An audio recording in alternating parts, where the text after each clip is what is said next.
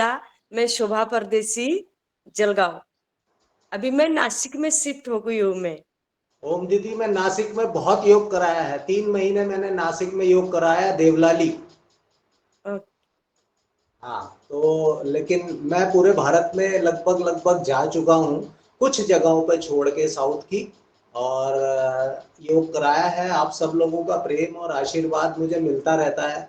बहुत अच्छा लगता है। मेरा जीवन ही योग के लिए है और मेरा अब रोजगार भी योग ही है। यानी मैं अपने परिवार को भी योग से ही पालता हूँ और कोई काम नहीं करता हूँ। पिछले जितने काम थे उनको मैंने तिलांजलि दे दी है और यही मेरा कार्य है। और इसमें मुझे बिल्कुल भागवत प्रसाद मिलता है। बस यूं समझिए आप। जय हो आपकी। जी। तो दीदी अब मुझे आज्ञा दें, मुझे जाना होगा। तो जी, आदरणीय मुकेश भैया, बहुत बहुत अभिनंदन और बहुत बहुत आभार। अतिशय सुंदर आज का योग सत्र। हर संडे के लिए हमने योगाहार मंच ने आदरणीय मुकेश भैया को आमंत्रित किया है। हर संडे उनका ही रहेगा, इसीलिए जब कभी कोई प्रॉब्लम होगा तभी हमारे आदरणीय योगाचार्य मुकेश भैया हमारे मंच पर नहीं होंगे उपस्थित, वरना उनकी क्लास हर संडे फिक्स है। तो बहुत सुंदर। और मैं आगे अभी द्वितीय सत्र की तरफ चलती हूँ। और आज के द्वितीय सत्र के लिए मैं आदरणीय शरद वर्मा जी से निवेदन करती हूँ कि आज का सत्र आरंभ करें। जी मुझे जी आज्ञा दें ओम। प्रभु। जी जी, आदरणीय शरद मुकेश भैया, आपको आज्ञा मिल गई है। आप जी, मुकेश भैया ने बहुत अच्छा आज योग कराया और बहुत अच्छी उन्होंने कविता के पाठ किए और बहुत उनका बहुत जोशीला शस्त्र रहता है उनका। अब मैं हमारे संतोष सर जी जो आज भोपाल में एक नई नींव रखने वाले हैं और मैं उन्हें सादर आमंत्रित करता हूं कि संतोष सर हमारे सदन में आवें और आज के विषय में जानकारी और कुछ नई जानकारी दे। संतोष सर। जी ओम। सभी को प्रणाम। प्रणाम सर। आज आज हम लोग जो कक्षा अभी लेने वाले हैं, तो मैं कल के मेरे कुछ अनुभव जो इटारसी के अनुभव थे और विशेषता हम लोगों ने कल जो कक्षा चलाई आदरणीय शरद भैया के यहाँ पे, और अन्य जो गणमान्य व्यक्ति वहाँ पे कल आए थे, तो मुझे ऐसा लगता है कि इस जैविक किसानों की जो प्रयोगशाला है, इन सभी में कुछ जो इम्पोर्टेंट चीज़ें हैं वह हमें जानना ज़रूरी है। और कल की प्रयोगशाला में स्वच्छता के बारे में हम लोगों ने एक विशेष चर्चा की थी और वही चीज़ मैं अभी यहाँ पे आप सभी के सामने रखना चाहता हूँ। अगर हमें किसी भी तरह का खेती का खाद अगर बनाना है तो प्रयोगशाला हमारी स्वच्छ होना ज़रूरी होता है। और यह स्वच्छता रखने के पीछे का जो रीज़न है, वह रीज़न यह है कि सूक्ष्मजीव हर जगह पे उपलब्ध होते हैं। यानी अगर हम लोगों ने हर तरह का सैंपल अगर एनालिसिस करने का प्रयास किया तो हमें अलग अलग तरह के सूक्ष्मजीव दिखाई देते हैं। और हमें जो सूक्ष्मजीव बनाना होता है, मान लो जो खेती में जो 12 से 15 जो अलग अलग तरह के सूक्ष्मजीव हम यूज करते हैं, तो फंगल कल्चर है, ट्राइकोडर्मा है, बिवेरिया है, मेटाराइजियम है, वर्टिसिलियम है, या बैक्टीरियल कल्चर्स होवे जैसा अजोटोबैक्टर है, फॉस्फेट सोल्यूबलाइजर है, पोटैश मोबिलाइजर है। तो इन सब सूक्ष्म जीवों का अगर हमें मल्टीप्लिकेशन करना है तो स्वच्छता यह सबसे इम्पोर्टेंट होती है। और जैसा मैंने कहा है कि हर जगह पर सूक्ष्म जीव उपलब्ध है। अब हर जगह का मतलब यह है कि जो हवा के माध्यम से जिस तरह हमारे शरीर में ऑक्सीजन आता है, उसी हवा में हर तरह के सूक्ष्मजीव हमें मिलते हैं। लेकिन यह हर तरह के सूक्ष्मजीव, इसका मतलब यह है कि हमें जीवाणु भी मिलते हैं, हमें फंगल कल्चर्स भी हवा के माध्यम से मिलते हैं। और जहाँ हम लोग काम करते हैं, मान लो अगर प्रयोगशाला में टेबल है, कुर्सी है, तो इन सभी के ऊपर जो डस्टिंग होता है हवा के माध्यम से, उस डस्ट में यह सारे सूक्ष्मजीव पाए जाते हैं। और यह सूक्ष्मजीव, जो सूक्ष्मजीव हमें बनाना होता है, मान लो हमें अगर ट्राइकोडर्मा बनाना है, तो इस हवा के जो धूल मिट्टी होती है उसमें के जो सूक्ष्मजीव है, यह प्रोडक्शन में कंटामिनेशन देने के चांसेस बढ़ जाते हैं अगर उस जगह की या वह जो रूम है वह स्वच्छ ना होवे तो। और जैसा हम लोगों की प्रयोगशाला जिस तरह भी हम लोग बनाना चाहे, वह वेंटिलेटेड होना सबसे ज़्यादा इम्पोर्टेंट है। क्योंकि अगर वह वेंटिलेटेड नहीं है तो मुझे ऐसा लगता है कि बहुत से ऐसे सूक्ष्मजीव होते हैं कि उन्हें प्रोडक्शन के दरम्यान ऑक्सीजन लेवल मेंटेन करना बहुत इम्पोर्टेंट होता है।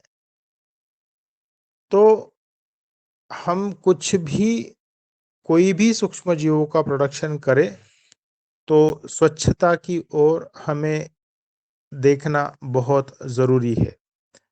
और एक चीज़ जो ख्याल में आई या वहाँ जब चर्चा हुई, उस समय जो चीज़ें सामने आई, तो जो बेसिक है, यानी हम लोग किसानों की प्रयोगशाला में जो एक बेसिक चीज़ होती है कि जहाँ से हम लोग स्टार्ट करते हैं, जैसा हम लोगों ने नवधान आटा, उसका जो कंसोर्शिया है वह किस तरह से बनाया जाता है। तो मुझे यह लगता है कि इन सब चीज़ों का रिपीटेशन होना ज़रूरी है और बार बार यह सब चीज़ें हमें हमारे किसान भाइयों के माध्यम से रिवीजन करना ज़रूरी है। क्योंकि नवधान आटा की जो स्लरी है वह सबसे बड़ा बेस है इस प्रयोगशाला का, और उसकी जो विधि है वह विधि गलत ना हुए।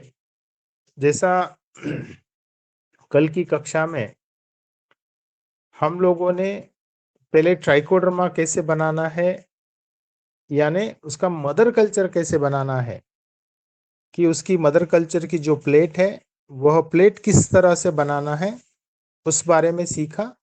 लेकिन उस प्लेट से हमें अगर 1 लीटर ट्राइकोडर्मा बनाना है तो उसकी विधि भी हम लोगों ने सीखी है।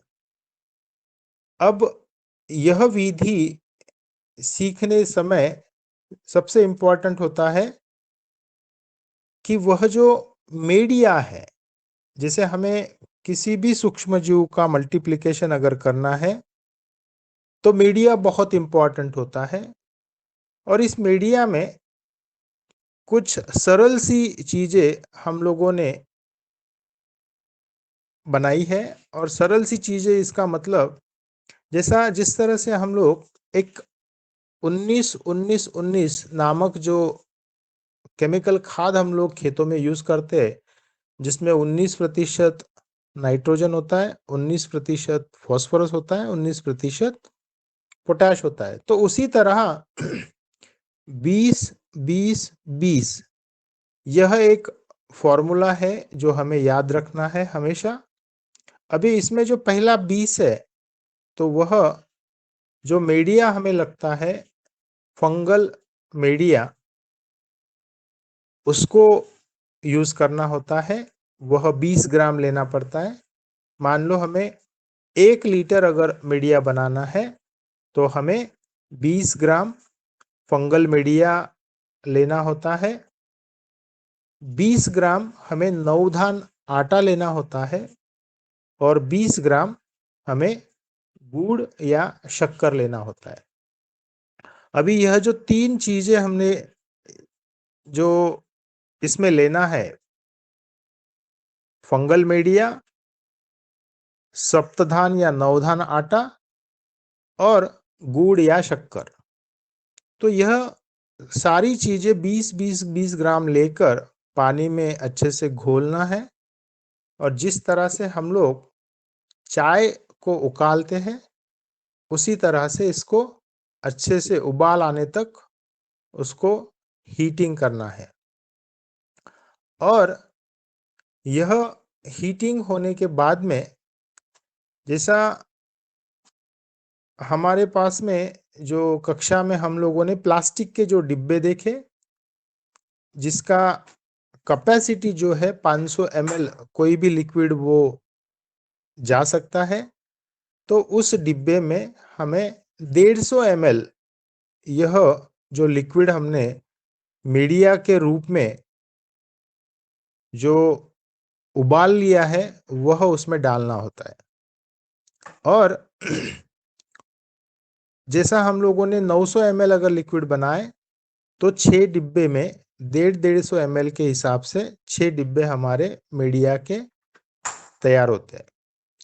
और उन डिब्बों का ढक्कन लगाने के बाद हमें इडली कुकर में स्टरिलाइजेशन करना होता है।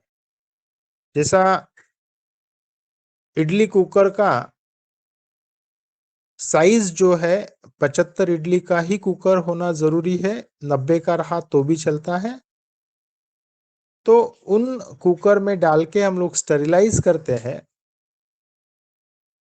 और स्टरिलाइजेशन का जो टाइम है वह 1 घंटा 15 मिनट है, यानी 75 मिनट का या 1.25 घंटे का स्टरिलाइजेशन टाइम होता है। और वह होने के बाद हमें वह सारे डिब्बे इडली कुकर से निकालकर उसे ठंडा करना होता है। और बर्नर के पास में हमें हमारा ट्राइकोडर्मा जो पेट्री प्लेट में अवेलेबल है वह इनोकुलेट करना होता है। किस तरह से इनोकुलेट करना है यह विधि कल की कक्षा में दिखाई गई। और एक बार हम लोग ट्राइकोडर्मा इनोकुलेट कर दे तो एक 8 से 10 दिनों में उस प्लास्टिक के डिब्बे में ट्राइकोडर्मा अच्छी तरह से बन जाता है। और मान लो अब यह जो हमने 1 लीटर ट्राइकोडर्मा, जैसे 150 ml के 6 या 7 डिब्बे 60 डिब्बे करेंगे तो 1 लीटर हमारा ट्राइकोडर्मा बन जाता है। अब इस 1 लीटर से हमें 5 लीटर बनाना है। तो जो प्रमाण मीडिया का कहा गया है 20-20-20, यानी 20 ग्राम फंगल मीडिया, 20 ग्राम नवधान आटा और 20 ग्राम गुड़ या शक्कर। अगर 5 लीटर बनाना है तो 100-100-100, यानी 100 ग्राम फंगल मीडिया, 100 ग्राम नवधान आटा और 100 ग्राम गुड़ या शक्कर, ऐसा 5 लीटर लेके उसे हमें उबालना है। लेकिन अब जब हम 1 लीटर से 5 लीटर इतना वॉल्यूम बढ़ाते हैं तो हम उसमें डिब्बा यूज नहीं कर सकते, क्योंकि डिब्बे में 150 ml से ज्यादा हम लोग ले नहीं सकते। तो अब जो आगे की जो विधि है कि हमें जो 1 लीटर से 5 लीटर करना है तो 5 लीटर मीडिया लेके उसे भी उबालना है। प्रमाण जो 1 लीटर का दिया है उसी प्रमाण में वो बढ़ाते हुए 5 लीटर बनाना है। और वो 5 लीटर हमें अगर उसको उबालना है, गरम करना है, तो 10 लीटर के पतीले में लेके उसका जिस तरह से चाय हम गरम करते हैं उसी तरह इसको गरम करना है। और गरम रहते समय वह हमें 20 लीटर का जो अच्छा वाला कैन है, प्लास्टिक का कैन है, उसमें वह डालना होता है। लेकिन डालने के लिए फनेल होना बहुत जरूरी होता है, क्योंकि हमें वह गरम डालना होता है। अभी यहाँ पे जो 5 लीटर लिक्विड हम लोगों ने गर्म किए, उस लिक्विड का जो टेम्परेचर है वह टेम्परेचर हम सिर्फ उबालते हैं, उस वजह से उसका टेम्परेचर 90 डिग्री टू 100 डिग्री के बीच में ही पहुंच पाता है। वह 100 डिग्री क्रॉस नहीं करता है, क्योंकि उसमें स्टीम भले ही जनरेट हो जाए लेकिन 99 डिग्री वह क्रॉस नहीं करता है। तो हमें वह 5 लीटर लिक्विड अच्छी तरह से उबाल के गरम रहते समय ही 20 लीटर के कैन में हमें डालना है। और अगर 20 लीटर का कैन नहीं है तो कम से कम 10 लीटर का कैन होना बहुत जरूरी है, क्योंकि जो वॉल्यूम होता है, नॉर्मली ऐसा कहा जाता है साइंटिफिकली कि 20% वॉल्यूम होना चाहिए। अगर 20 लीटर की कैन है तो आप उसमें 4 लीटर ही लेवे। पर ठीक है, हमें या तो 20 लीटर के बाद में 25 लीटर का कैन या 35 लीटर का कैन, हम उसमें यह सब चीजें कर सकते हैं। 5 लीटर गर्म करके उस कैन में डालना है और गर्म रहते समय ही फनेल का यूज करके वह डालना होता है। अब यह गर्म होते हुए ही क्यों डालना है? तो कोई भी मीडिया, कोई भी लिक्विड जब 60 डिग्री सेंटीग्रेड या 50 डिग्री सेंटीग्रेड से ऊपर उसका टेम्परेचर जब जाता है तो बहुत से जो कंटामिनेंट होते हैं जो हवा के माध्यम से आ सकते हैं, वह कंटामिनेंट उसमें अक्सर खत्म हो जाते हैं। और यह गर्म लिक्विड हमें उस कैन के अंदर, उसका अंदर का जो ढक्कन होता है वो बंद करके हमें ठंडा होने देना चाहिए। और यह लिक्विड ठंडा होने के लिए कम से कम 6 घंटा से 12 घंटे का समय लेता है। अगर धूपकाला होवे, समर होवे तो समय और ज्यादा लगता है, लेकिन ठंडी के दिनों में यह थोड़ा कम समय में यह ठंडा हो जाता है। और पूरी तरह से ठंड होने के बाद हमें इस 5 लीटर में जो ट्राइकोडर्मा हमने डिब्बों में बनाया, वह ट्राइकोडर्मा हम इसमें डाल सकते हैं। या तो हम किसी भी कृषि विज्ञान केंद्र होवे, यूनिवर्सिटी होवे या कोई इंडस्ट्री होवे, वहां से जो 1 लीटर का बोतल हम लाएंगे, वह 1 लीटर का बोतल हमें उसमें डालना होता है। लेकिन बहुत सी जगह पर यह जो सूक्ष्म जीव है, यह पाउडर फॉर्मेट में अवेलेबल होते हैं। तो जब हमें मल्टीप्लिकेशन करना होता है तो पाउडर फॉर्म का सूक्ष्मजीव उपयोग ना करें। उसका रीजन यह होता है कि मोस्टली जो पाउडर फॉर्मुलेशंस बनती है वह टाल्कम पाउडर बेस या लिग्नाइट बेस यह पाउडर यूज होती है और उनकी वजह से प्रोडक्शन में दिक्कतें आती है। तो हम बाहर से कोई भी प्रोडक्ट खरीदे तो वह लिक्विड या जेल फॉर्मेट में अगर होवे तो उसे प्राधान्य देना चाहिए और पाउडर फॉर्म से ना करे। और एक बार हम लोगों ने अगर उसमें इनोक्युलम यानी जो मदर कल्चर डाला है तो वह डालने के बाद कैन का जो अंदर वाला ढक्कन होता है उसे छेद करना बहुत जरूरी होता है। यानी अगर हम लोग उसे छेद ना करें तो वह जो कैन है उसमें गैस बनती है और कुछ समय के बाद में वह गैस वह कैन को ब्लास्ट भी कर सकती है, क्योंकि कुछ फंगल कल्चर स्पेसिफिकली कुछ ट्राइकोडर्मा की जो स्पीसीज होती है वह ढक्कन को तोड़कर बाहर वह लिक्विड फेंक देती है। तो हमें वहां पर जो सिरिंज वाला नीडल होता है या सुई होती है उसके माध्यम से वहां केन को छेद करना बहुत जरूरी होता है। और 8 से 10 दिनों के बाद यह जो लिक्विड हमें मिलता है, जैसा कल वहां पे जो डिब्बे रखे हुए थे बिवेरिया मेटाराइजियम या ट्राइकोडर्मा जिसमें लिखा हुआ था, तो यहाँ जो 5 लीटर जो हम लोग बनाते हैं यह 5 लीटर स्पेसिफिक कोई भी ऑर्गेनिज्म नहीं बनता है, वह बनता है जो कंसोर्शिया कहा जाता है।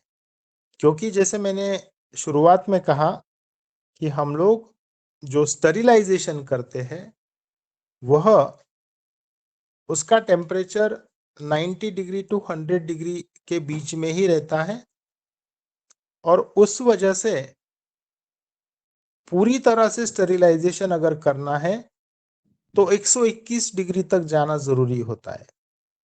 तो हमें जो भी प्रोडक्शन इस 5 लीटर में या 5 लीटर के लिक्विड में जो मिलेगा तो उसमें अन्य सूक्ष्म जीव भी वहां पे उपलब्ध होते हैं। क्योंकि इसमें जो सप्तधान आटा हम लोग यूज करते हैं तो सप्तधान आटे का जो एक कंकर होता है, जैसा हम लोग आटे में भी जैसे अलग अलग जो चीजें यूज करते हैं, गेहूं है, ज्वार है, बाजरा है, चावल है, तो इन सब के जो कंकर होते हैं, बारीक बारीक से जो कंकर होते हैं, वह कंकर 100% स्टरिलाइज नहीं होते हैं और 100% स्टरिलाइज ना होने की वजह से अन्य सूक्ष्म जीव भी वहां डेवलप होना शुरू होता है। लेकिन इस शब्द का अर्थ यह है कि 99% जो भी सूक्ष्म जीव इस कंसोर्शिया में तैयार होते हैं वह अच्छे होते हैं। 1 से 2% या 3% सूक्ष्म जीव हमें नहीं चाहिए, वह भी उसमें मल्टीप्लाई होते हैं। लेकिन अगर 97% अच्छे वाले हैं तो वह इन 2 या 3% को बढ़ने नहीं देते। और इसीलिए यह कंसोर्शिया हम लोग कोई भी क्रॉप में यूज करें, फिर जो धान होवे, गेहूं होवे, मक्का होवे या कोई भी सब्जी या फल फ्रूट होवे, इन सभी में इस जो स्लरी का या कंसोर्शिया का जो महत्व है वो बहुत अनन्य साधारण है। तो मुझे ऐसा लगता है कि यह कंसोर्शिया हम सभी किसान भाइयों को अपनी जो एक नोटबुक होती है उस नोटबुक में लिख कर रखना चाहिए। और जैसा इस कंसोर्शिया का एक पीडीएफ फाइल भी हमने शेयर किया था, यह आदरणीय शरद भैया के पास में या आदरणीय रमेश जी मेहरा के पास में यह उपलब्ध है। आप सभी लोग उस पीडीएफ को लेकर, मुझे ऐसा लगता है कि वह आपने आपके हाथों से कम 3 से 5 बार लिखना है। हर महीना फिर से एक बार लिखना है। ऐसा 12 महीने में 12 बार आपको लिखना है, क्योंकि हम लोग कोई भी चीज का रिवीजन अगर करें तो वह हमें याद होने में आसानी होती है।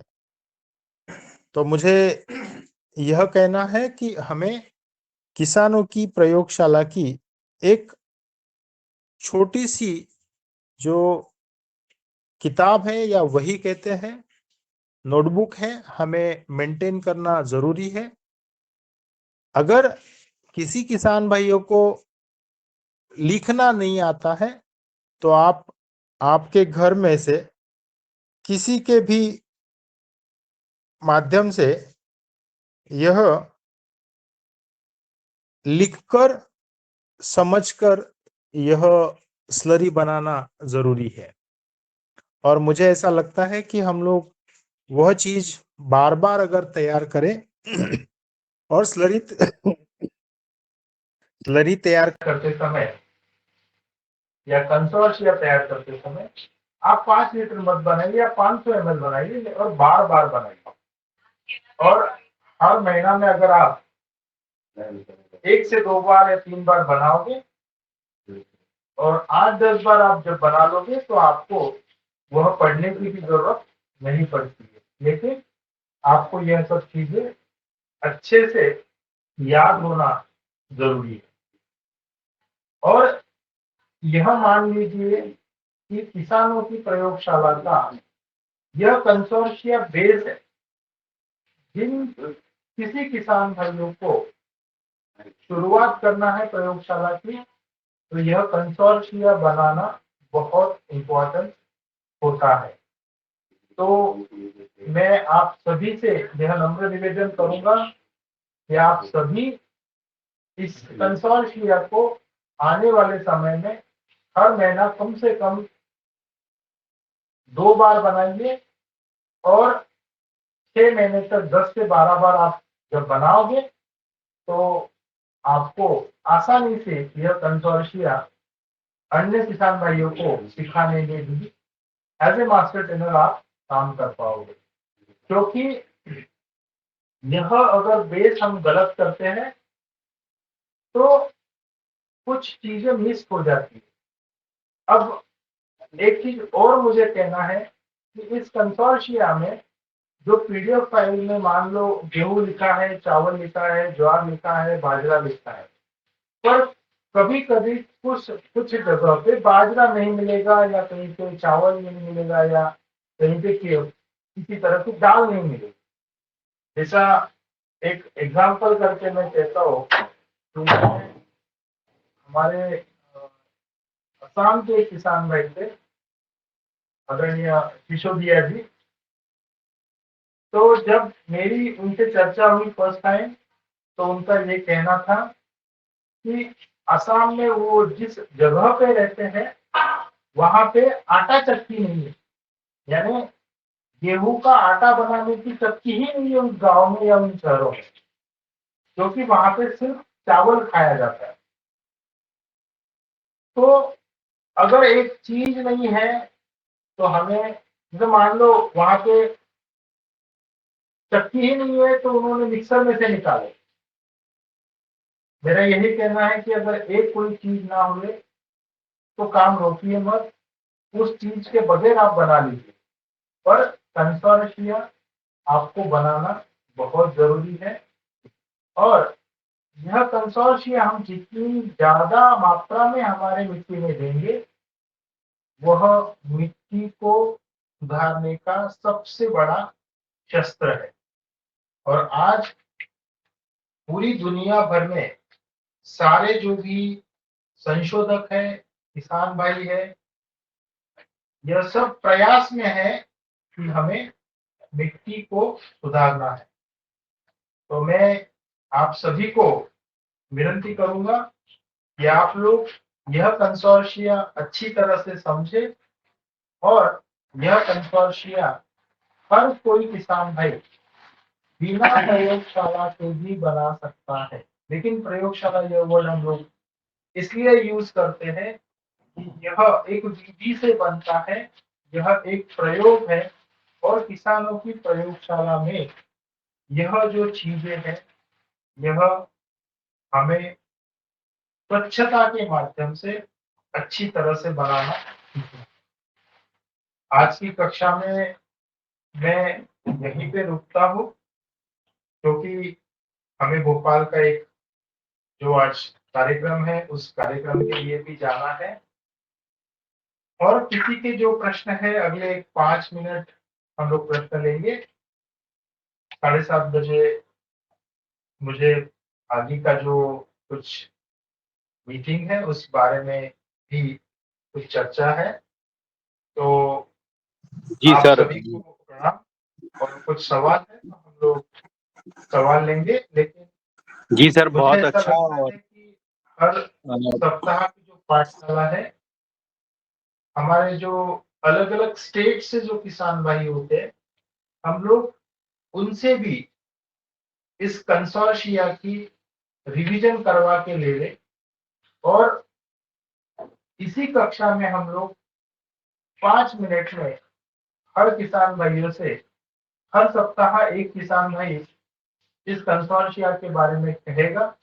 अगर वह उनसे अगर कोई गलती होती है तो दूसरे किसान भाई उस गलती को आइडेंटिफाई करेंगे और इस तरह से कंसोर्शिया बनाने का रिवीजन होते रहेगा और अच्छी तरह से हम लोग यह कंसोर्शिया बना के मिट्टी सुधार कार्यक्रम में अच्छी तरह से अपना कंट्रीब्यूशन देंगे। और आखिर में यही कहूंगा कि जो भी किसान भाई यह सब सीख रहे हैं तो हर किसान भाई ने कम से कम 5 या 10 किसान भाइयों को यह कंसोर्शिया बनाने के लिए सिखाना चाहिए और हर किसान भाई ने कौन से 10 किसानों को सिखाया उनका टेलीफोन नंबर कॉन्टैक्ट नंबर इस ग्रुप में जो हमारी रंजना मैडम है या जो भी टीम है योगाहार की उन्हें दीजिए ताकि हम क्रॉस चेक भी करें आपने एक साल में कितने किसान भाइयों को आपके माध्यम से सिखाया है और हमें यह अपेक्षा है कि आप कम से कम एक साल में 10 किसान भाइयों को सिखाना चाहिए ताकि अगर हम इस तरह से हर किसान भाइयों को सिखा आपके गांव में की जो मिट्टी है वह हेल्दी होती जाएगी और जो फसल हमें मिलेगी वह न्यूट्रिशियस होगी। जी ओम, धन्यवाद। बहुत अच्छा सर, और बहुत आज का सेशन बहुत अच्छा रहा। और आप किसानों की जो माली हालत है और सबसे ज्यादा लागत जो आ रही है वो कीटनाशक और डीएपी यूरिया में आती है और उसी से सबसे ज्यादा बीमारी होती है। ये सारी चीजें दूर होने वाली है बहुत जल्दी और इसके लिए आज नींव रखने जा रहे हैं सर। भोपाल में एक नई लैब का उद्घाटन होगा और नया कारोबार शुरू होगा यहाँ पे जेबी की फंगिसाइड और जेबी कीटनाशक बनाने में। मैं आदरणीय पवन सर जी को बुलाता हूँ कि वो पहले आ जावे और कमेंट दें। जी धन्यवाद शरद जी। और आज के मुख्य वक्ता संतोष चौहान जी का अभिनंदन। बहुत सुंदर आज आपने जो हमारी सीरीज है कई 10 बार ये सीरीज हमारी चल गई है। 10 सप्ताह से लगभग जो निरंतर चालू है। मुझे लगता है कि आपकी कल जो विजिट हुई है उससे और ज़्यादा स्पष्टता होगी और जो किसान हैं नर्मदापुरम के और अन्य जगह के जो भी हमारे अनुभव हैं उसका लाभ लेते हुए आज की आपकी जो यात्रा है, आज और कल की आपकी यात्रा भोपाल में, उसके लिए भी आप सबको शुभकामनाएं जो भी प्रतिभागी जा रहे हैं। और यह जो बात एक नोट करने वाली है वो ये थे कि जितनी ज़्यादा हम प्रैक्टिस करेंगे, जितना ज़्यादा उसका प्रयास करेंगे, तो उतनी ज़्यादा उस चीज़ को हम सीख पाएंगे। तो ये चीज़ें आज सभी के नोट करने के लिए भी, कि हमें बिना प्रैक्टिस के हम यह नहीं कह सकते हैं कि हम एक ही बार में हमने सीख लिया। तो इसको जितनी बार बार करेंगे, जितनी बार बार उसका अभ्यास किया जाएगा, तो जोर जो आज दिया है संतोष चौहान जी ने, जो मुख्य शब्द है वो है अभ्यास। अभ्यास निरंतर जारी रहे। हमारा योगहर का भी अभ्यास के इतने सारे दिन हो गए हैं, फिर भी हम लोग सीख रहे हैं। और हम तो अब एक ऐसे विषय पर बातचीत कर रहे हैं डॉक्टर चौहान के माध्यम से, जिसके बारे में हमें 1% भी नहीं मालूम। तो इसके लिए जितना ज़्यादा हमारा अभ्यास रहेगा, उतना हम अच्छी तरह से सीख पाएंगे। तो इतना कह के मैं अपनी वाणी को विराम देता हूँ, और आपकी अगले 2 दिन की जो यात्रा है और आने वाले समय की जो हमारे हैं, उसके लिए हार्दिक शुभकामनाएं सभी को। जी नमस्कार, धन्यवाद। सर बहुत अच्छा। और आपके मार्गदर्शन में जो कार्यक्रम चल रहे हैं नर्मदापुरम में, बहुत तगड़े चल रहे हैं, विविधता के ऊपर, मिट्टी के ऊपर, और सारा इस समय ऐसा लग रहा है कि नर्मदापुरम पूरा योगाहार में विलीन हो गया है, और बहुत अच्छे से चारों दिशाओं में जैविक के ऊपर कार्य हो रहे हैं। इसके लिए सर बहुत बहुत धन्यवाद आपको। और मैं रमेश दादू जी को बुलाता हूँ, उनका हैंड रेज है। जी ओम, सदन को नमन। आज की चर्चा बहुत अच्छी रही, योग तो बहुत बढ़िया रहा ही। और आदरणीय संतोष चौहान जी ने जो बातें कही है, मैं तो कल का अपना अनुभव बताना चाहता हूं कि कल हम लोग जब इटारसी में साथ में थे, तो सबसे पहली बात तो जो साफ सफाई की है उस पे आपने हम लोगों को समझाया कि किस तरह से हम अपनी प्रयोगशाला को व्यवस्थित करें और किस तरह से रखें, और उसका प्रभाव कैसे लोगों पर पड़ता है, इस बात पर। दूसरी बात, क्योंकि ये जो कंसोरिया है मैंने अपने यहाँ लगभग 4-5 बार बनाया, परंतु जैसे ही संतोष सर ने कर पूछा तो मैं ही अटक गया। तो ये बात निश्चित है कि अभ्यास करेंगे हम तो ही है। मैंने स्वयं ने 2 तरह से इस कंसोरिया को बनाया। एक तो बनाया मैंने मतलब जो मही के साथ, छाछ के साथ, और दूसरा बनाया था जो ट्राइकोडर्मा हमने मल्टीप्लाई किया था उसके साथ। और वो बहुत सरलता से हमने अच्छी तरह से बना लिया सारी व्यवस्था। पर कल जब उन्होंने पूछा, और उन्होंने जब 1 लीटर पे पूछा, तो हम अटक गए और गुड़ नहीं कह पाए, जबकि गुड़ का उपयोग हम कर रहे थे। 5-5-5 इस तरह से हमने। तो हमें जो निश्चित रूप से जो आपने कहा कि अभ्यास करते रहना चाहिए, अभ्यास छूट जाता है तो हमारी विस्मृति भी हो जाती है। जी ओम। इसी तरह से जो प्लेट खोलने की बात थी, हमने उस प्लेट खोलना वहाँ 2 साल पहले या 3 साल पहले कहें पूना में सीखा था, परंतु अब वो हाथ कपने लगे। तो ये जो चीजें हैं, ये इसको, और उसका बड़ा महत्व है। प्लेट खोलना कैसे है, उसको बंद कैसे करना है, जरा से भी यदि चूक हो जाती है उसमें, तो वो जो है, जैसा कि आपने अभी बताया कि दूसरे सूक्ष्म जीव भी उसमें पहुंच सकते हैं। तो इसलिए उस प्लेट को खोलना बंद करना ये भी आना बहुत जरूरी है। जी ओम। बहुत अच्छा दादू जी, और आपके जो अनुभव रहे वो बहुत महत्वपूर्ण है। अब मैं अनिल राय जी को बुलाता हूँ कि वो हमें अपनी बात। जी ओम, सदन को प्रणाम। वर्मा जी ने हमको समय दिया, इसके लिए उनका आभार। और संतोष चौहान जी को सादर प्रणाम। मैं उनसे 2-4 दिन पहले अभी मही का कंसोर्सिया बता के हमारे आम के जो सूखते पेड़ हैं उसमें डालने के लिए बताया था, जो फिर एक बार मैं सुनना चाहता हूँ और उसका उपयोग कैसे करूँगा ये। जी सर। एक्चुअली यह जो कंसोर्शिया है, मुझे ऐसा लगता है कि आप इस बारे में थोड़ा अभी दादू से आज रात्रि आप बात कर लीजिए। दादू आपको ये सारी चीजें बताएंगे, और अगर नहीं समझ में आती है तो फिर हम यानी 24 तारीख के रात्रि को हम लोग इस बारे में चर्चा करेंगे। थोड़ा मुझे आज की जो मीटिंग है उसके लिए कुछ जाना है, तो मैं ऐसा चाहूँगा कि आज की जो भी सवाल रहेंगे, हम अगली कक्षा में ये सारे सवाल लेंगे, और अगर किसी का बहुत इम्पोर्टेंट है तो आप 24 तारीख की रात्रि को या 25 तारीख की रात्रि को आप मुझे फ़ोन कीजिए।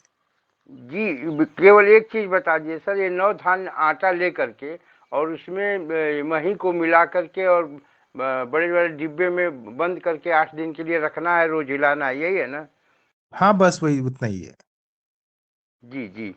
ओम। जी दादा, आपका हैंड रेज है।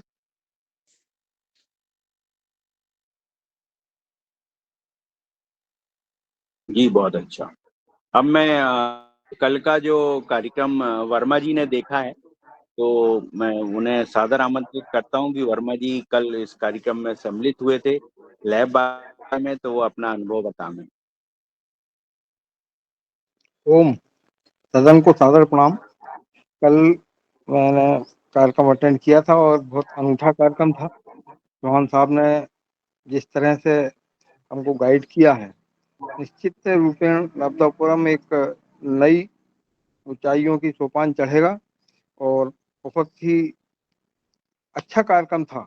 बहुत से लोग भी आए थे, पतंजलि से भी कुछ 4-5 लोग मतलब जिन लोग आए थे उनसे भी कुछ वार्तालाप हुई है। उनको मिट्टी का परीक्षण के लिए कुछ मिट्टी दी भी है।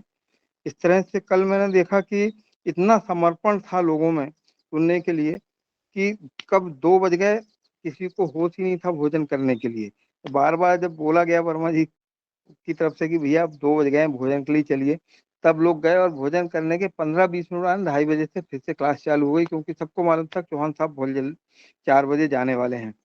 तो ये कार्यक्रम तो अनूठा था ही, किंतु कल जो समर्पण देखा लोगों का हमारे यहाँ, वो बहुत मिसाल की चीज़ है। और मैं समझ रहा हूँ कि नर्मदापुरम जिला बहुत जल्दी, हम नर्मदापुरम जिला को, संपूर्ण जिला को जैविक जिला बनाने की ओर अग्रसर हो रहे हैं और हम बहुत जल्दी इसमें सफलता प्राप्त करेंगे। सभी को बहुत-बहुत धन्यवाद, सादर प्रणाम। जी बहुत अच्छा प्रदीप भैया। अब मैं डॉक्टर किशोर दुबे जी को बुलाता हूं कि ये जो लैब और जो जैविक की तरफ हम बढ़े, तो ये नींव के पत्थर सबसे पहले अगर रखे थे डॉक्टर दुबे जी ने रखे थे, वो अपना अनुभव बताएं। धन्यवाद जी। बहुत अच्छी पहल चल रही है और मुझे खुशी इस चीज की है कि किसी न किसी बहाने चौहान सर की और हमारी जो मुलाकात थी, और उसमें शुरू में जो बोला गया था कि सर ऐसे कुछ एक अपन ट्रेनिंग ऑर्गेनाइज करेंगे, और उसमें ट्रेनिंग में बहुत यानी 50% लोग जो आए थे मध्य प्रदेश से, वो पूरे समर्पण के साथ में अभी भी काम कर रहे हैं, बढ़ावा दे रहे हैं, और उस चीज को विस्तारीकरण, जो पवन सर बोलते हैं, विस्तारीकरण की प्रक्रिया में चल रहे हैं। और विस्तारीकरण ही एक मात्रा एक मसला है कि जिसके माध्यम से और किसान जुड़ेंगे, और किसान जुड़ेंगे, और नए नए जो किसान हैं वो जैविक की तरफ बढ़ेंगे। और मध्य प्रदेश के जो टीम ने बोला था, दादू जी ने और बाकी सब ने, कि भाई नर्मदापुरम एक जिला हम जैविक बनाना चाहते हैं, उस दिशा में जो पहल चल रही है, मैं पूरी टीम का, स्पेशली मध्य प्रदेश टीम का अभिनंदन करता हूं। और चौहान सर का तो मार्गदर्शन निश्चित रूप से बहुत प्रेरणादायी है। पवन सर जो कार्यान्वित कर रहे हैं अपने खुद के माध्यम से या अपने कार्यकर्ताओं के माध्यम से, वह भी प्रेरणादायी है।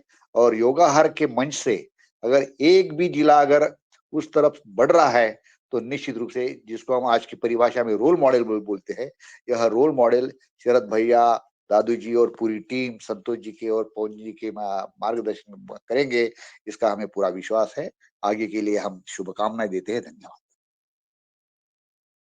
बहुत अच्छा सर। और ये जो जैविक का पौधा, जो जैविक लैब की तरफ जा रहे हैं, इसका पौधा सबसे पहले आपने लगाया था, इसलिए हम आपको हमेशा इस प्रोजेक्ट में हमेशा याद करते हैं। आप इसमें हमारे गुरु हैं। धन्यवाद। बहुत अच्छा। अब मैं ये कार्यक्रम काफी समापन की ओर जा रहा है, तो मैं रंजना बहन जी को बुलाता हूं कि वो हमें और आगे के कार्यक्रम को संभालें।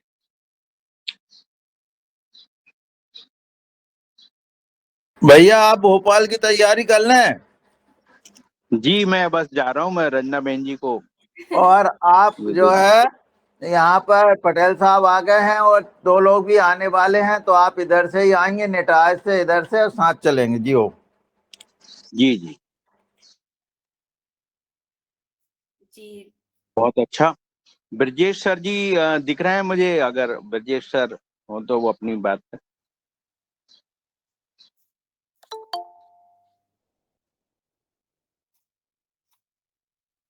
बात नहीं आ रही है। मैं अब मुन्नीलाल सर जी को बुलाता हूँ, अगर मुन्नीलाल सर जी हों तो वो आए।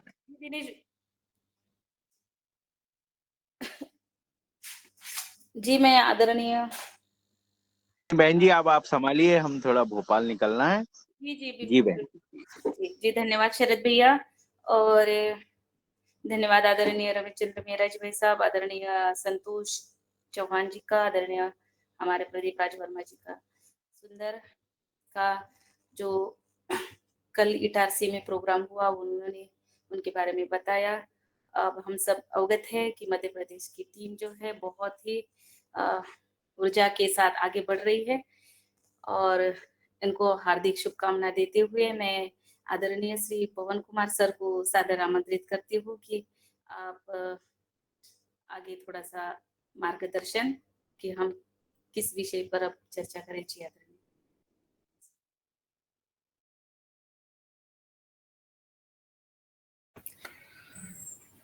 जी नमस्कार, धन्यवाद रंजना जी।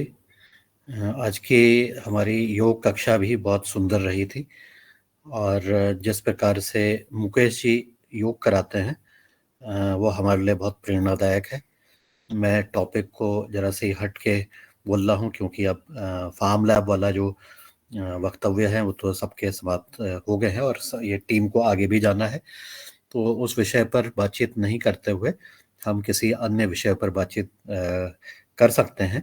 और चूंकि आज का समय हमें मिला है, लगभग आधे घंटे का समय और है, तो अगर किसी के मन में कोई बात है, कोई प्रश्न तो नहीं है, कोई कमेंट्स हैं, कोई सुझाव हैं, तो हम लोग एक खुली चर्चा भी कर सकते हैं कि अभी तक के हमारी जो यात्रा रही है योगाहर की, उस विषय पर जो विशेषकर ये अवसर इसलिए भी ज़रूरी है क्योंकि हम जब हमारी वार्तालाप होती है तो हम अपने जो मुख्य वक्ता है और उनके वक्तव्यों तक कई बार फिर हम पूरी बात नहीं कर पाते हैं, लेकिन आज भगवान की वो है कि हम इस तरह से भी खुली चर्चा में बातचीत करें।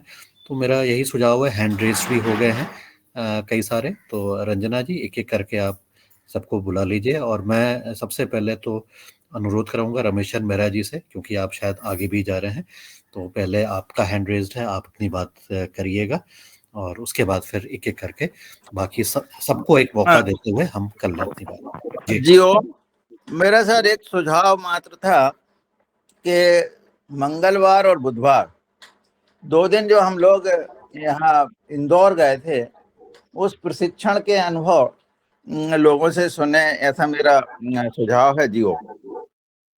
सर मैं एक चीज रखना चाहता हूँ, मैं भी अभी लेफ्ट हो रहा हूँ मीटिंग से।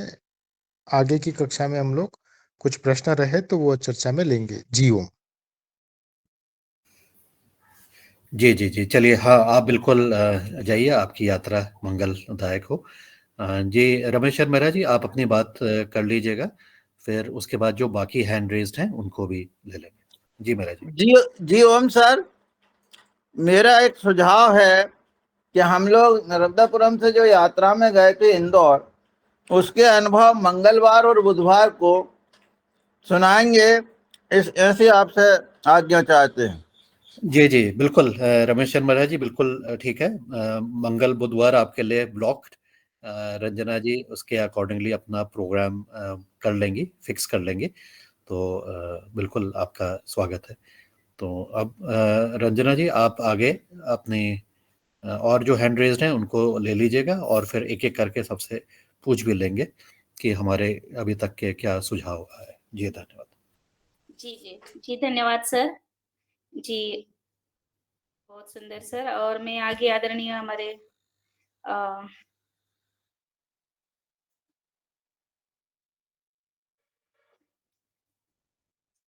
आदरणीय एंटरप्राइजेस से है आदरणीय भैया, आपका हैंड राइज है, आप अपनी बात रखिए। जी, सभी को सुप्रभात। परिचय के साथ जी भैया, परिचय के साथ आप जी जी, मैं जिला रायसेन मध्य प्रदेश से हूँ, भगवान सिंह सिंगोरिया, और मैं किसान हूँ और जैविक खेती करता हूँ। तो मैं ये आज आपके लगभग 15 दिन से आपकी योग आहार कार्यक्रम से जुड़ा हुआ हूँ, रमेश सिंह जी के माध्यम से। तो मैं ये इसका जो बैक्टीरिया को मेरे को कहाँ से उपलब्ध हो सकते हैं?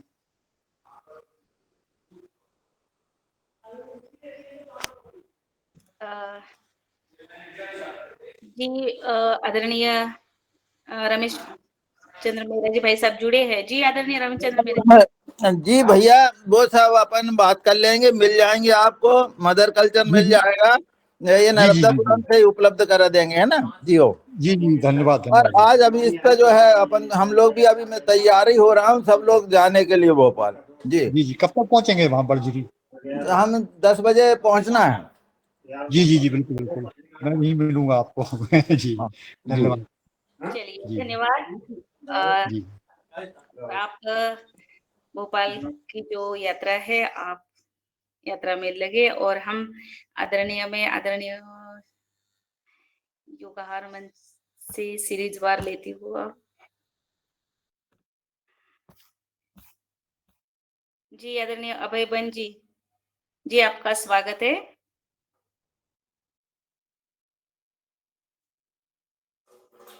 आदरणीय अजित कुमार सिन्हा जी,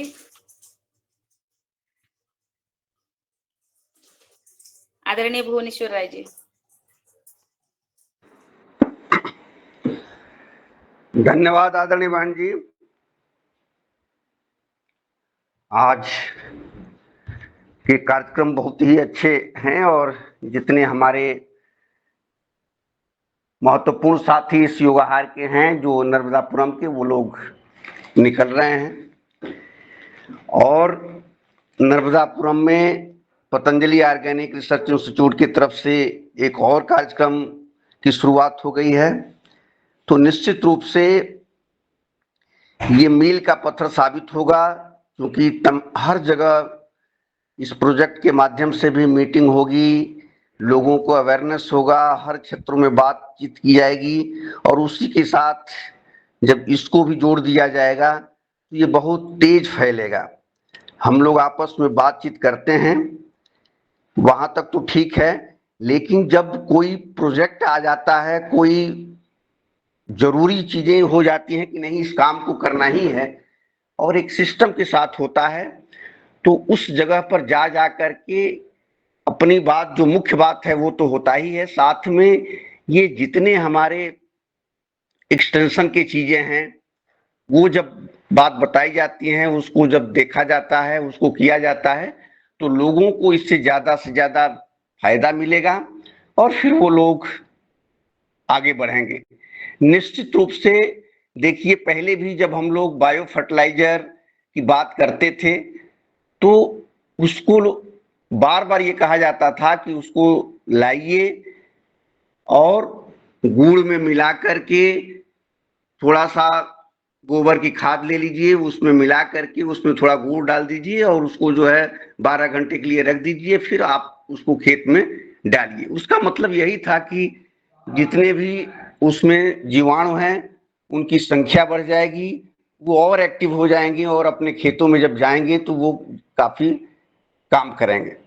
उसी को और ये वैज्ञानिक तरीका जो चौहान सर बता रहे हैं कि कैसे उसको मल्टीप्लिकेशन करके थोड़ा सा, मतलब 1 लीटर लेकर के हम जो है अपने 5-7 एकड़ खेतों के लिए बना करके डाल देंगे, तो बहुत ही कम पैसे में ये लाभ मिलता जाएगा। और ये जब कम पैसे में होगा और जब देखिए ज्यों ही लोगों की जानकारी हो जाएगी तो ये बहुत आसान है, कोई बहुत बड़ी बात नहीं है कि ये जो है कहीं दिक्कत है।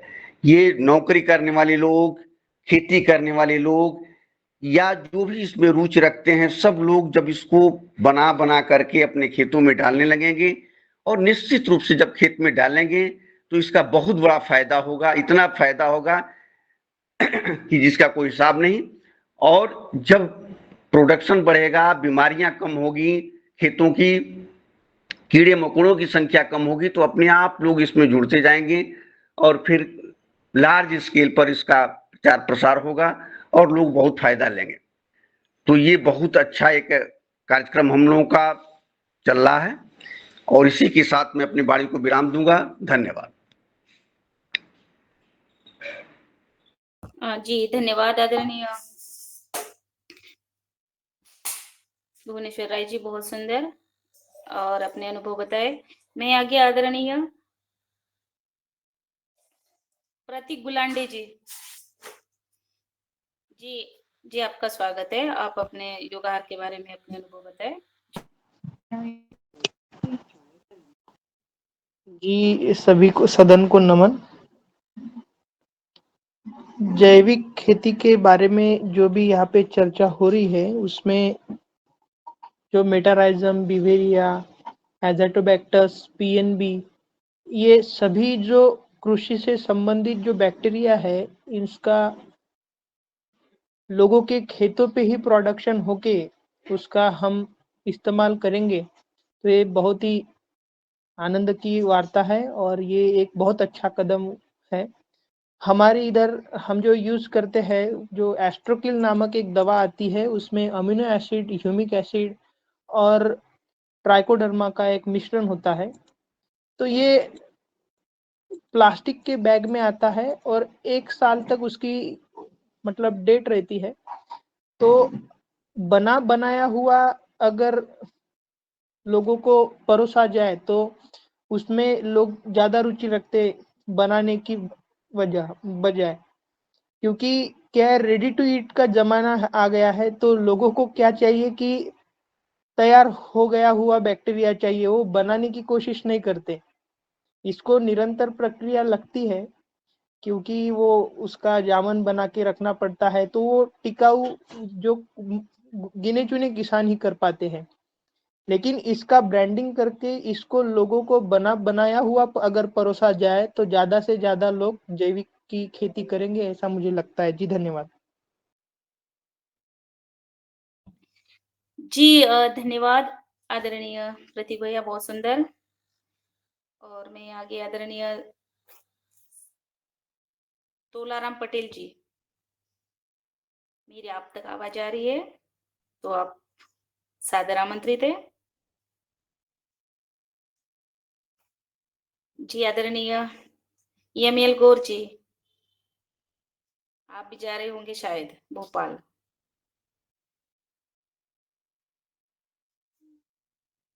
जी आदरणीय बने सिंह आर्य जी। जी प्रणाम सदन के सभी महानुभावों को। इतने योगार के अनुभव की जो बात हो रही कि इतने वर्ष से जो चल रहा है उसमें किस किस को क्या क्या अनुभव प्राप्त हुआ और क्या क्या सुविधाएं या क्या क्या सीखने को मिला, तो इस विषय पर जैसे अभी भोपाल में अपने ट्राइकोडर्मा विवेरिया बेसिना बनाने की जो लैब स्थापित हो रही है, तो मैं सदन से निवेदन करना चाहता हूं कि जैसे कि अपने देश में पतंजलि किसान सेवा समिति के जितने भी तहसील प्रभारी, जिला प्रभारी थे, उन सभी को पुनः सक्रिय किया जाए और उन सभी को योगार मंच पर बुला करके इस विषय के बारे में जानकारी दी जाए। तो हो सकता है कि यह ट्राइकोडर्मा बनाने वाली लैब की स्थापित हर तहसील में स्थापित हो जाए और बहुत अच्छा सक्रिय कार्य शुभारंभ हो जाए। इसके साथ साथ में पतंजलि किसान सेवा समिति के माध्यम से किसानों का प्रशिक्षण भी शुरू कर दिया जाए तहसील स्तर पे, जिले स्तर पे। तो जैविक का एक बहुत बड़ा मुहिम और अपन जो चाह रहे हैं वो सफलता अपन सबको मिल सकती है, ऐसा निवेदन है सभी से। जी ओम।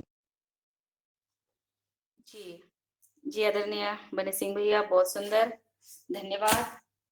और आगे में आदरणीय BS यादव से जुड़े भाई अपने परिचय के साथ।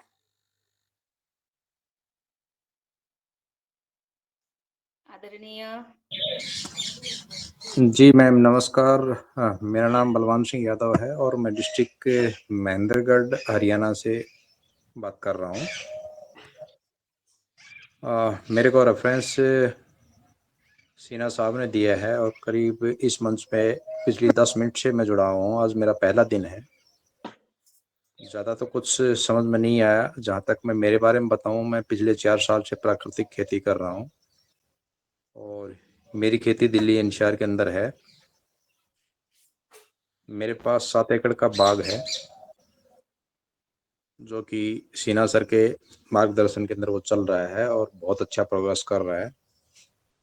लैब की जितनी भी लोगों की मैंने बात सुनी है, ये जो किसान की फार्म पे जो लैब है, इसको मैं प्राकृतिक खेती व ऑर्गेनिक खेती के साथ बढ़ते हुए इसको एक बिजनेस अपॉर्चुनिटी भी देख रहा हूँ, जिसके साथ किसान का पैसा भी बढ़ेगा और पैसे के साथ लोगों का रुझान होगा प्राकृतिक खेती की तरफ। मेरे को इतना ही एक्सपीरियंस है। आगे के लिए मैं सब लोगों को सुनूंगा और आगे मैं इसमें कंटिन्यूस ज्वाइन रहूंगा तो कुछ और बोल पाऊंगा। धन्यवाद मैम। जी आदरणीय यादव भैया जी, आपका बहुत बहुत अभिनंदन। आप योगा मंच पर जुड़े और इसी तरह आपके साथ और भी बाकी किसान हरियाणा के, तो आप उनको भी आप ये लिंक पहुंचा दीजिएगा, इनको भी जैविक किसानों को आमंत्रित करिएगा। तो मैं आगे आदरणीय अस्तिवा तिवारी जी।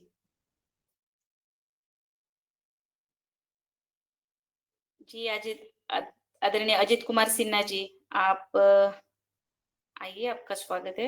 मेरी आवाज आप तक आ रही हो क्यों? हाँ, नमन, सदन को नमन। सभी को सादर प्रणाम। योगाहार एक दिनचर्या बन चुकी है। अभी तक जो पिछले 2 साल 3 साल से जो हम लोग करते आ रहे हैं, अब ये प्रतीत हो रहा है कि हाँ, हम लोग अब पहला कदम बढ़ाने की तरफ है। कर तो बहुत कुछ रहे थे, लेकिन योगाहार में योगा तो डेली हो रहा था, आहार से संबंधित चीजें हम लोग बातें कर पा रहे थे, लेकिन अब वो समय आ गया है जिसको हम कार्य रूप में परिणित करें और इसकी जितनी ज्यादा प्रचार प्रसार हम किसान समुदाय की तरफ करें, क्योंकि इसका भरपूर फायदा जो चौहान सर का कॉन्सेप्ट है, उसका भरपूर फायदा सभी किसानों को मिले, ऐसा मेरा सोचना है। इसमें जैसा कि शरद वर्मा जी और मेहरा साहब एक लीडिंग रोल प्ले कर रहे हैं, यदि मैं ये चाहूंगा कि जिस दिन संतोष सर अवेलेबल नहीं है, ये लोग भी यदि किसानों की छोटी छोटी शंकाओं का समाधान करें तो बेहतर होगा, क्योंकि हम हफ्ते में एक दिन ही इस पे चर्चा कर पाते हैं ये अपना फार्म लैब का। बट यदि इसके ऊपर सवाल रहते हैं किसानों के, मुझे लगता है कि सवाल अवश्य रहते होंगे। हर दिन जो किसान काम करता है तो सवाल भी रहेंगे ही, तो उसका भी अनुका निदान किया जाए। इतना कह करके मैं अपनी वाणी को विराम देता हूँ। धन्यवाद, सादर नमन।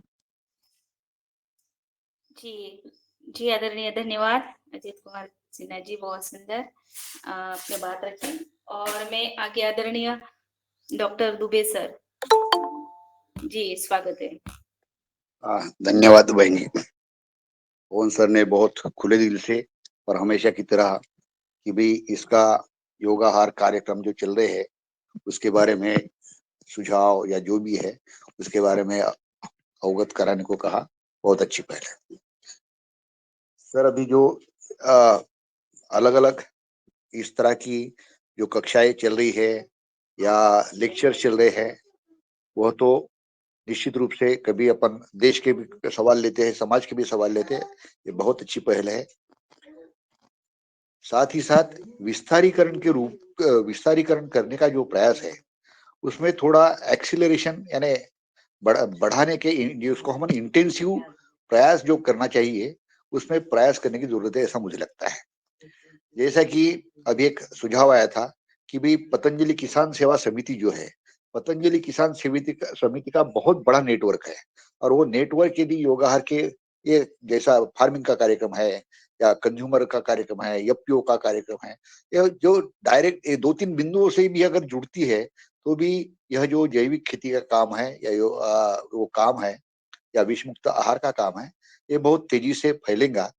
क्योंकि निश्चित रूप से इसके पहले भी कई बार सदन में चर्चाएं हुई है कि थोड़ा थोड़ा छोटा छोटा काम, ये चौहान सर ने भी माना कि इस तरह से जो अभी जैसा चल रहा है उस तरह से चलेगा तो अगले 10 साल में 2% 3% के ऊपर जैविक खेती बढ़ेगी ही नहीं। इसलिए इंटेंसिव प्रोग्रामिंग करना पड़ेगा, और इंटेंसिव प्रोग्रामिंग जब तक नहीं होगा तब तक बड़े पैमाने में, यानी कम से कम हम 20-25% तक भी अगर जाना चाहते हैं तो इंटेंसिव प्रोग्रामिंग करना पड़ेगा। तो मेरी पहल है कि किसान सेवा समिति का जो नेटवर्क है, वो नेटवर्क आप हरिद्वार के ही जो मुखिया होंगे उनके माध्यम से यदि जोड़ सकते हैं तो हमारे जो कार्यक्रम है विस्तारीकरण के, उसमें वो सहभाग हो। एक चीज। दूसरी चीज कि फार्मिंग का तो विस्तारीकरण के बारे में प्रयास हो गया, बाकी के जो विषय अन्य विषय है, तो अन्य विषय में जैसा कि अभी अपना इतिहास का चल रहा है, रेगुलर क्लास चल रही है, तो राकेश जी से हमने मंच पे भी बोला, मंच के बावजूद भी बोला कि विस्तारीकरण की यदि प्रक्रिया है तो जैसा कि जहाँ पे डिफरेंसेस नहीं है, जैसे विज्ञान, तो विज्ञान की हिस्ट्री के संदर्भ में कोई कॉन्फ्रेंसेस हो, स्टडी ग्रुप्स हो, इसका फार्मिंग हो, और उसके एक रफ ड्राफ्ट बने, और फिर आगे भी जो भी है संशोधन आदि हो, और वो कुछ प्रक्रिया चले। इस संदर्भ में मुझे जहां तक जानकारी है कि अभी भी 0 पर है। तो निश्चित रूप से विस्तारीकरण की अगर प्रक्रिया नहीं होगी तो हमारा नॉलेज बढ़ेगा। नॉलेज बढ़ने के बाद में फिर मोदी जी जैसा नेता कल रहेगा नहीं रहेगा 5 साल के बाद, तो उनके प्रेजेंस में जो होना चाहिए वो नहीं हो पाएगा। तो एक्शन प्रोग्राम्स लेके उस संदर्भ में बातें चलनी चाहिए, इस तरफ भी हमारा ध्यान हो। तीसरा भी एक महत्व का बिंदु मेरे जो चिंतन में आता है, जैसे कि एफपीओ का नेटवर्क बन गया, 10,000 एफपीओ बनाने जा रहे हैं, वैसे ही अगर एफसीओ बनते हैं, फार्मर कंज्यूमर ऑर्गेनाइजेशन, यानी फार्मर क्या है कि आज जो बात ही चल रही है कि प्रोडक्शन तो हो रहा है लेकिन बेचेंगे कहाँ, ये सवाल आज भी वैसे ही खड़ा है। तो फार्मर कंज्यूमर ऑर्गेनाइजेशंस ऐसे कुछ अगर बनते हैं, उसके लिए कुछ पहल होती है, उसके लिए कुछ सुझाव अगर हम शासन को देते हैं, सोसाइटी में देते हैं, और जैसा कि अब मध्य प्रदेश जैसा यानी यादव जी मुख्यमंत्री है और अपने बाकी बहुत से सारे लोगों को पता भी है, और उसी तरह की पहल यदि इस तरह का प्रस्ताव यदि हम देते हैं कि भाई फार्मर कंज्यूमर ऑर्गेनाइजेशन बनाई जाए, और जो ग्रुप बनेगा उसको इतनी कुछ फैसिलिटीज मिलेंगी स्टोर के लिए या आदि जो भी अपन शहर में उसको आउटलेट के लिए, ऐसे अगर कुछ प्रस्ताव बनाया जाए तो निश्चित रूप से एफपीओ और एफसीओ का नेटवर्क बढ़ेगा, और उसमें ग्राहकों की भी सुविधा हो जाएंगी और फार्मर को बेचने की भी सुविधा हो जाएंगी। इस तरह का कुछ कॉन्क्रीट प्रस्ताव निश्चित रूप से योगाहार और पतंजलि ऑर्गेनाइजेशन रिसर्च इंस्टीट्यूट निश्चित दे सकता है सर आपके मार्गदर्शन में। यही मेरी पहला ये विस्तारीकरण के निश्चित कुछ कदम अगर हम करेंगे तो एक देश के भवितव्य के लिए, ग्राहकों के लिए और किसानों के लिए एक मील का पत्थर साबित होगा। यह मैं कहना चाहता हूँ। धन्यवाद जी आदरणीय, धन्यवाद।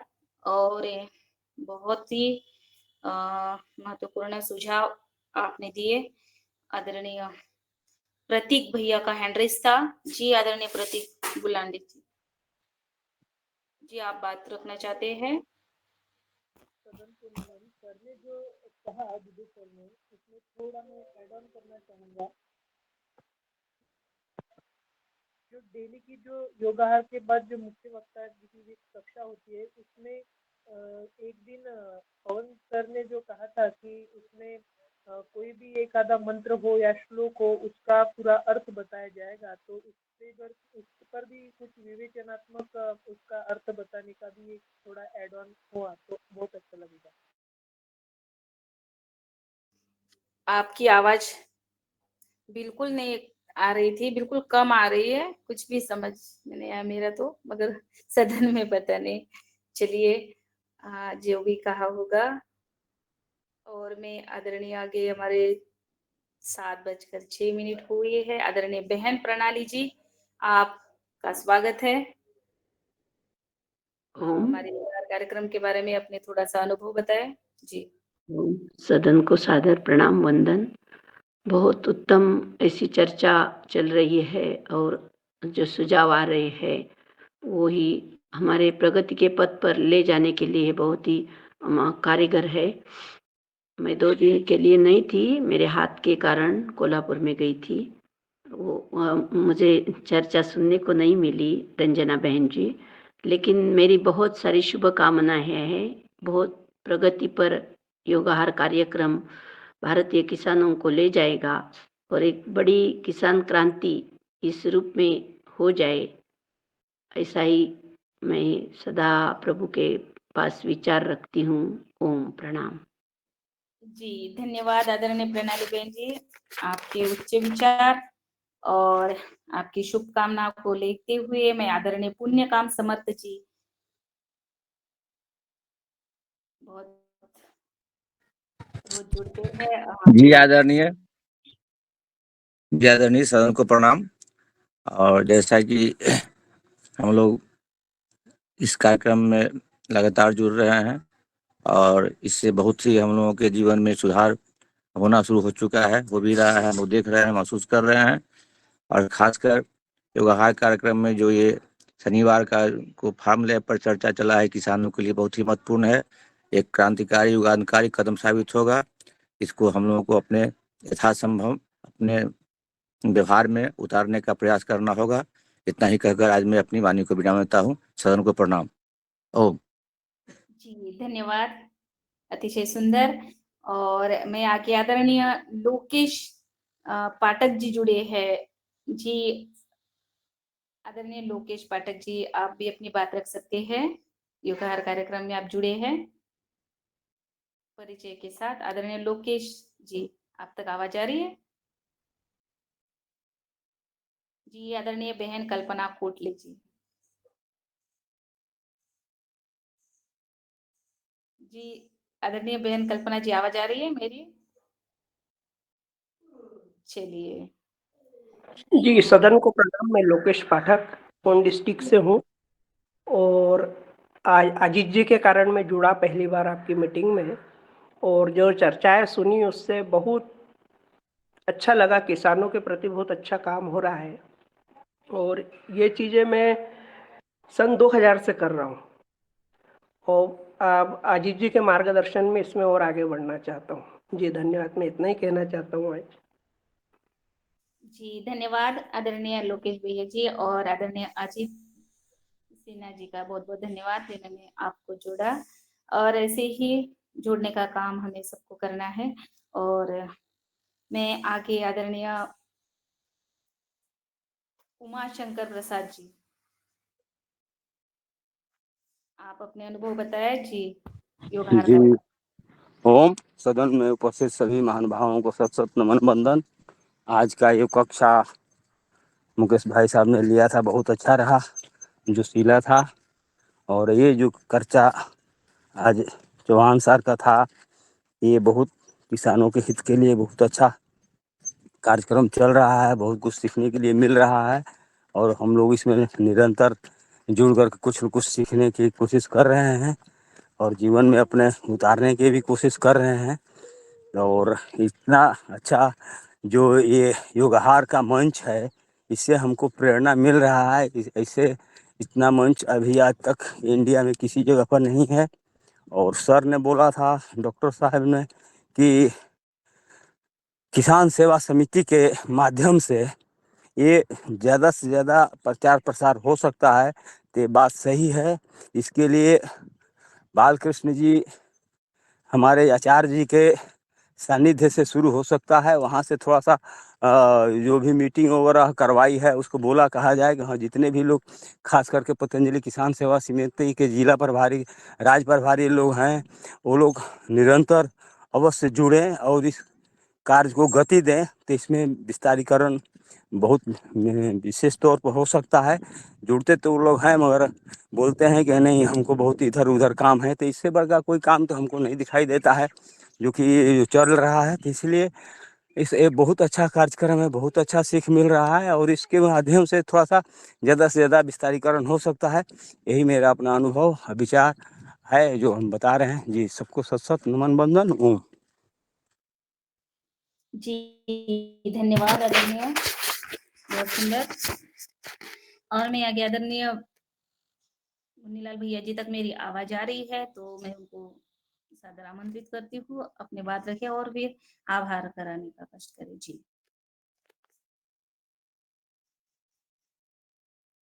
चलिए, बात तक आवाज नहीं जा रही है, मैं ही आज का कार्यक्रम का समापन की तरफ चलते 8 बज गए हैं। आज हमारे योगाहार मंच पर प्रथम सत्र में आदरणीय मुकेश रघुवंशी जी, जिला नैनीताल उत्तराखंड से, उन्होंने बहुत अच्छी क्लास ली।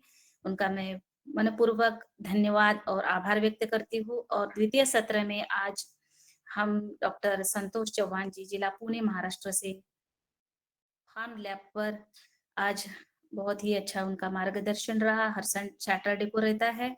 किसी आज कल के कार्यक्रम का उन्होंने रविवार को आज हो गई, तो ये कार्यक्रम निरंतर हमारा चलता रहे और आप सबका सहयोग योगाहार कार्यक्रम को रहे। और मैं ज्यादा से ज्यादा लोगों को आप ये लिंक शेयर करें, योगाहार कार्यक्रम से जुड़े, अनुभव बांटे, अनुभव शेयर करें और मार्गदर्शन का लाभ ले।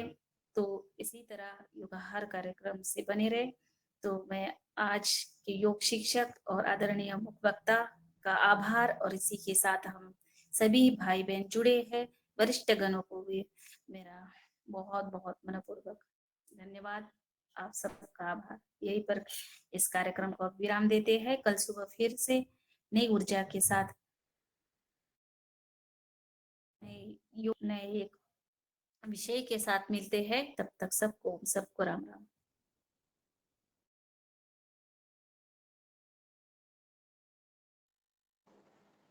रंजना दीदी को भी खूब सारा स्नेह, आभार, धन्यवाद। जी धन्यवाद कल्पना दीदी।